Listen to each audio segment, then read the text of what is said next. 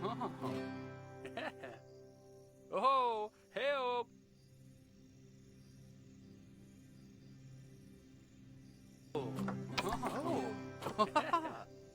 Oh, help! Oh, help!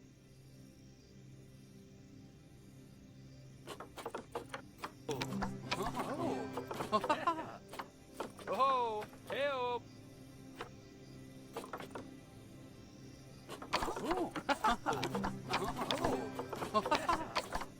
Oh, help! Oh, help! Oh, help!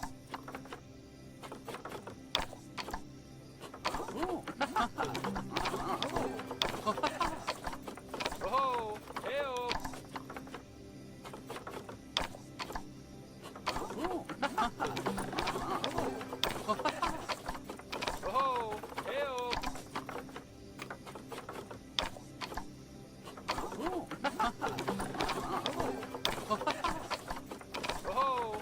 Oh, help! Oh, help! Oh,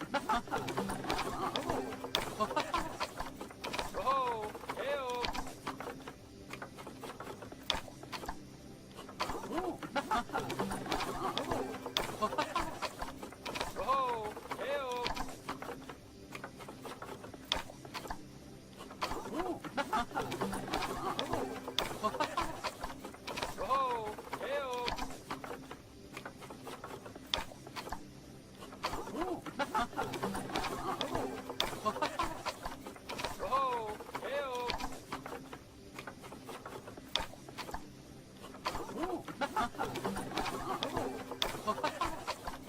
Oh, help!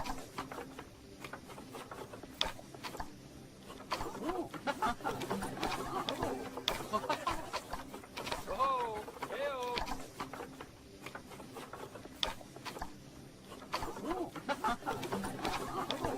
help!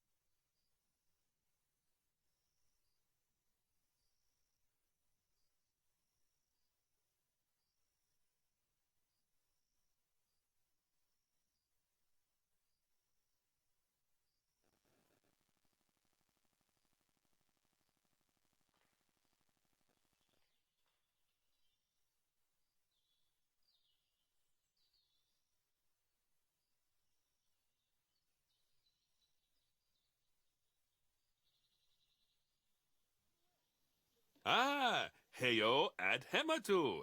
Yeah. Oh, sorry about that. I have a habit of slipping back into the Planko language. It's good to finally meet you in person. I'm Bernard, although I insist you call me Bernie. The only person who calls me Bernard is my wife.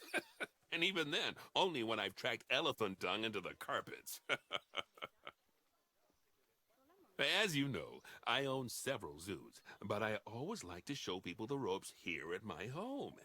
This is the first zoo I ever opened, and a source of great pride for me.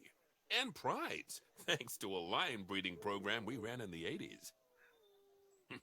But we're in the middle of a big renovation, and that's where you come in. Sadly, our old contractor had to retire after developing a fur allergy. Poor devil kept sneezing his dentures into the lion habitat. So, it's up to you to finish everything off. Don't worry, though. I'm not completely throwing you in at the deep end. My head keeper, Nancy Jones, will be lending a helping hand. Oh, she's a hard worker, and she'll expect you to be too. But I'm sure you'll get along like a house on fire, or even better, one that isn't on fire. Less shouting that way.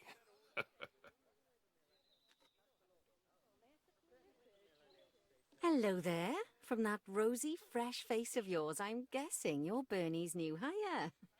Good. Now, I hope you're ready to ditch your diploma because we're about to get really hands-on. But before we begin the real work, how about we familiarize you with the zoo by learning how to fly around it and visiting some of our beautiful animals? We'll start by popping over and having a look-see at the grizzly bears in their habitat.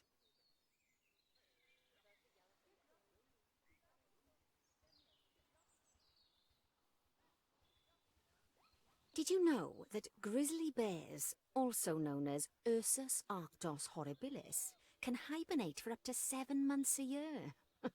Oh, but then again, given the chance, I think a lot of people would do that too. Select one of the bears and you'll bring up its information panel.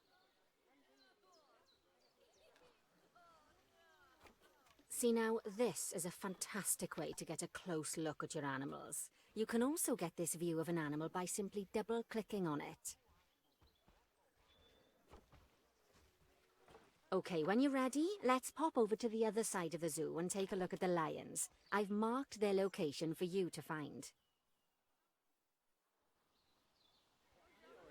Panthera leo leo, or the West African lion to you and me. Lions are the most social of the big cats, and there can be as many as 40 lions in a pride, although prides of that size are pretty rare. As Bernie would say, those lions are awesome, which is precisely why I handle the training instead these days. Anyway, how about we get started on those objectives? Come on, let's head over to our warthog habitat and see what needs doing there.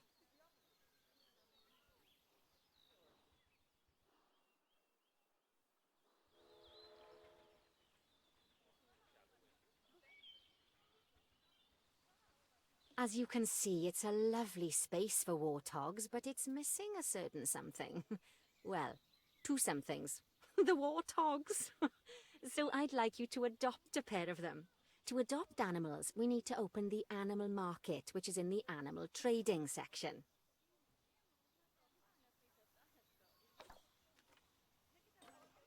There we are, a pair of perfectly splendid warthogs for our zoo. Just click on them and select Buy from the side menu. Normally the animal exchange would be full of animals, but I've emptied out the market while you learn how it works.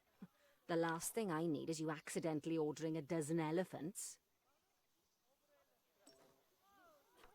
When you adopt an animal, it's automatically placed in the trade centre, where they're held until you're ready to move them into their habitat, which, as it happens, you are. So how about you move them into their new home? When you ask for an animal to be moved into a habitat, your caretakers will go to the trade centre, collect your animal and deliver them to your selected habitat. I've marked the trade centre's location, so let's go and watch the caretakers in action. Well, as you can see, those caretakers don't hang about. They'll move those animals to their destination as fast as possible. Of course, normally we'd have to place the animals into quarantine before moving them into a habitat, but I am assured by a person of good standing that these warthogs are in the very rudest of health. Right, let's get the warthog's habitat finished up so we can keep them nice and happy. You see, each animal in the zoo has an overall welfare statistic, basically how happy they are, and that overall welfare statistic is itself comprised of 4 different areas: nutrition, social health, habitat, and enrichment. Luckily, if you select an animal, you'll bring up their animal welfare information panel, which we saw earlier, where you can see how they're doing. That way, you'll know exactly what areas need to be addressed. Don't worry if that's a lot to remember. You can always check the Zoopedia for more information. Let's start by making sure we're taking care of the warthog's nutrition welfare. To do this, we'll need to place a food station and a drinking station. Now, each animal requires a different type of feeding station, and for the warthogs, it's a small feeding trough. So let's add one of those and a water bowl.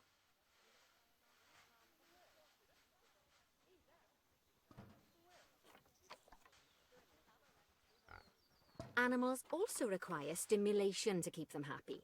Let's add a lovely mud bath for the warthogs to roll around in. That bath will count towards their enrichment welfare, specifically their toy enrichment welfare.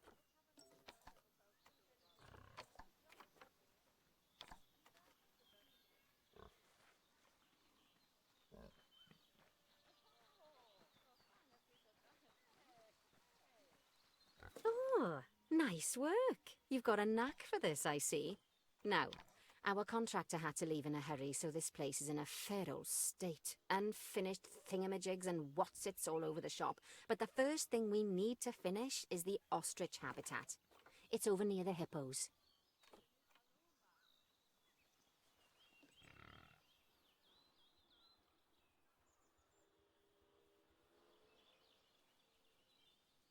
Okay. Job number 1 here is to add a habitat gate before we complete the barrier. Every habitat needs a habitat gate. After all, how else would the keepers get in and out? Just make sure it's hooked up to the path so the keepers can reach it.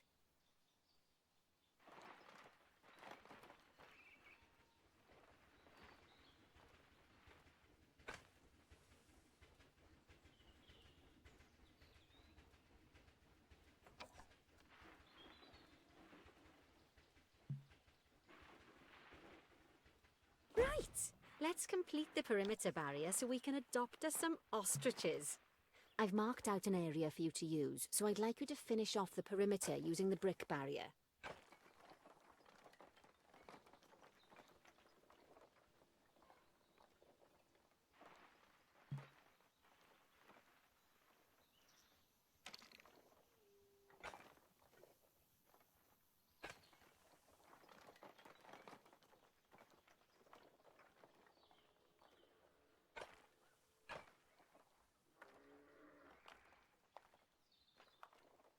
Good work! Remember, before you can place animals in any habitat, it has to have a full loop of connected barrier. Now, you've probably noticed that guests can't actually see into this habitat at the moment. At least not without a stepladder. But seeing as they're banned, I'd like you to select a piece of barrier and swap out the brick for a glass barrier, so the guests can see in. There we go. Adding in more windows gives guests even more opportunities to see the animals in a habitat. It's always best to make sure the guests can get a good view into a habitat from the path they're walking on, because it makes them happy, and because this would be a pretty terrible zoo if they couldn't. The last thing we need to do is to add a donation box. You see, when guests enjoy the view of an animal, they'll make a donation. Just make sure you put them in easy-to-reach places, like near a viewing point. Donation boxes are one of the main sources of income for the zoo, so make sure you remember them. All right, you've finished the habitat, so it's high time we adopted those ostriches, don't you think? Let's get 4 of them in here.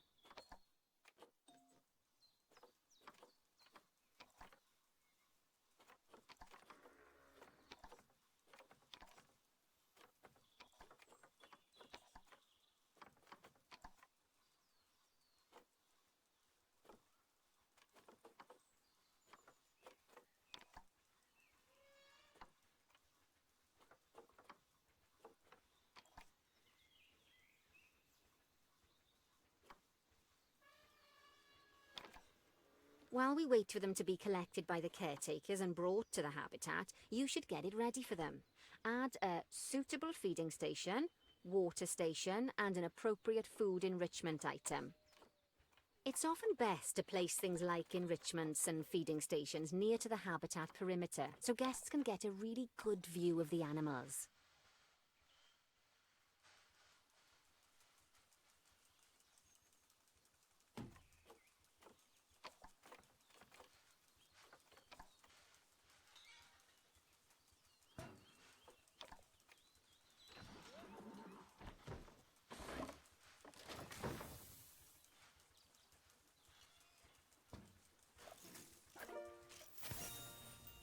Oh, good to see the ostriches have somewhere they can really stretch their legs.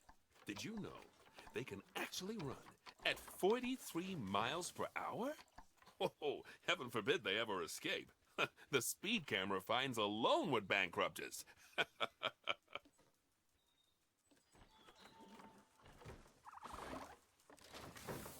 Well, Bernie certainly seems impressed. Did you do his speed camera joke? Every time we get an ostrich. So, now we've made the ostriches' lives a bit better, let's do the same for the keepers, shall we? To make it easier for the keepers to feed the ostriches and hippos, we should build a new keeper hut.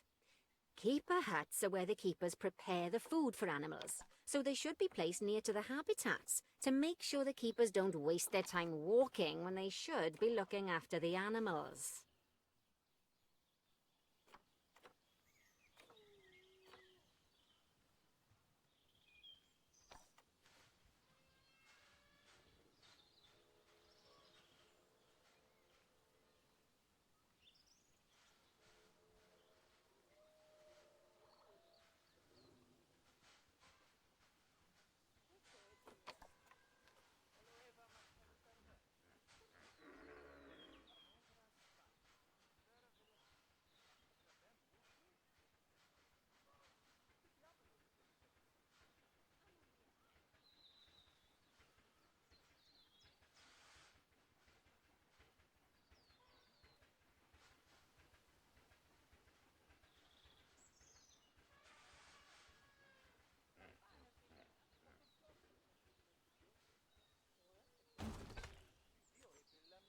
This keeper hut only has space for one keeper, but the larger keeper hut can allow multiple keepers to prepare food at the same time. Oh, but bear in mind that keeper huts and other staff facilities shouldn't be placed near to areas where there are lots of guests. Guests don't like seeing facility buildings, and it can affect their happiness. Negatively. In case that wasn't clear. Something that all facilities, shops, and a whole host of other objects need is power, and that obviously includes your newly built keeper hut. So let's place a transformer next to it, shall we? Now, the reason everything has gone blue is because you're using the power heat map. This map allows you to see what is and what isn't powered in your zoo.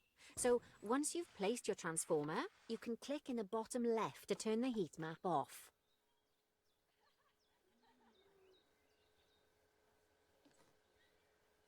Lovely work. Now the keepers can start using the hut to prepare food, and thanks to where you've put it, they won't need to walk very far to deliver it to the ostriches and hippos. Let's get on to your next objective then. Bengal tigers. We want to adopt some, but I'm afraid there's nothing ready for them yet.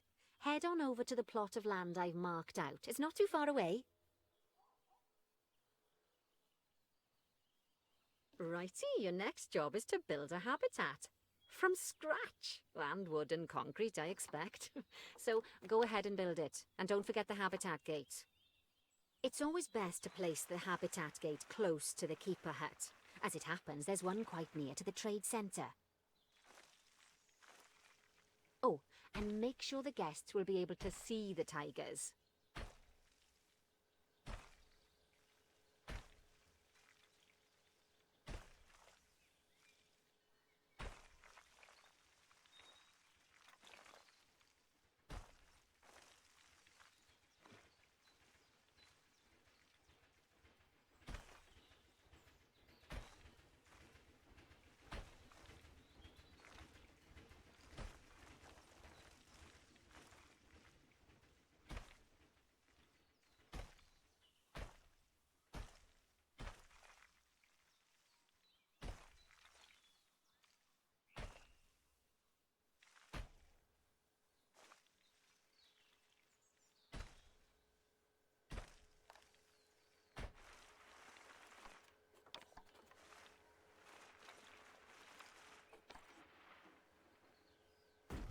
Now, Bernie takes safety very seriously at his zoos, so we should probably make sure those tigers can't jump out of their habitat, don't you think?